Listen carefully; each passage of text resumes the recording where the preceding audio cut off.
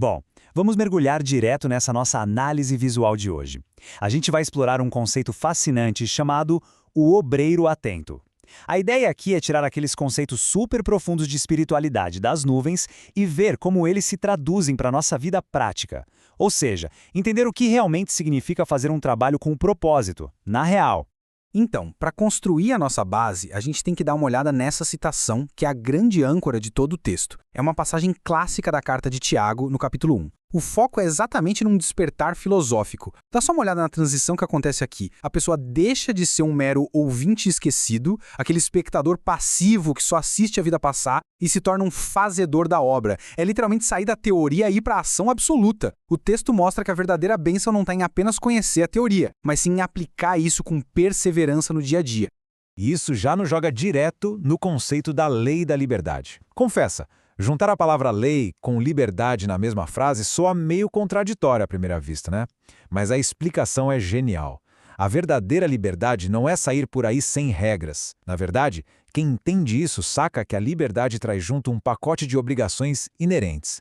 É a boa e velha lei de causa e efeito. Inevitavelmente, a gente vai colher nas leiras do mundo exatamente aquilo que plantou. Quem compreende essa lei de verdade abraça a responsabilidade pelas próprias sementes, sem reclamar. Agora, o que é realmente fascinante nessa parte é como o texto pega esses ideais espirituais sublimes e traz direto para o chão de fábrica da vida. A gente não está mais falando de coisas místicas pairando lá no céu. O documento firma o divino nas obrigações diárias de cada um de nós. É o que podemos chamar de espiritualidade de mangas arregaçadas, sabe? É estar perfeitamente atento à verdade enquanto a gente executa o trabalho diário que nos foi confiado. E para deixar isso bem mastigado, o texto nos dá exemplos diretos de como essa responsabilidade se espalha pela sociedade.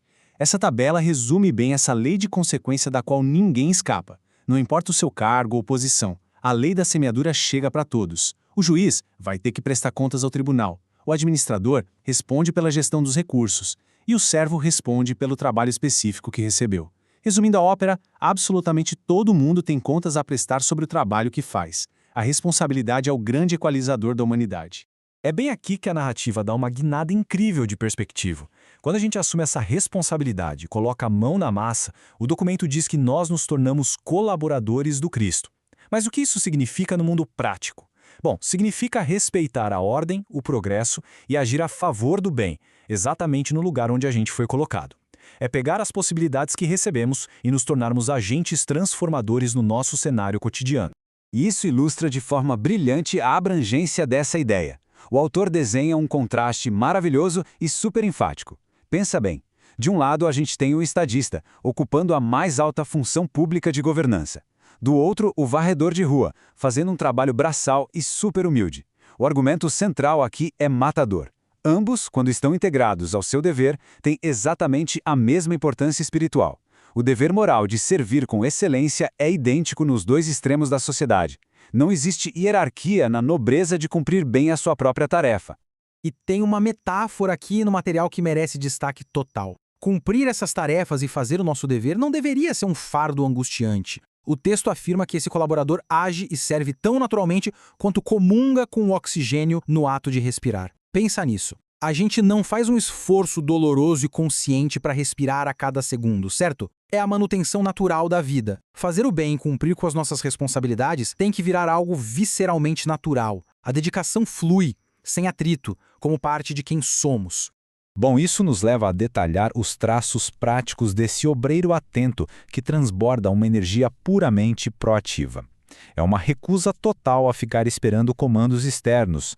Esse trabalhador se direciona naturalmente. Se obedece, não exige que ninguém fique repetindo a mesma instrução 1000 vezes.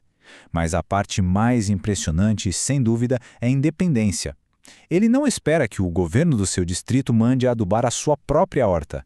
Não fica aguardando decretos caírem do céu para decidir que precisa estudar, se instruir e melhorar. É um modelo formidável de autogestão. Então, o ponto crucial aqui é entender a consequência maravilhosa dessa atitude. O documento explica que, ao abraçar essa liberdade para aprender e ajudar os outros, a pessoa acaba gerando vantagens enormes para todos ao redor. Através dessa consagração aos nobres deveres, grandes coisas acontecem na prática. A prosperidade aumenta e a elevação da vida em comunidade fica muito palpável.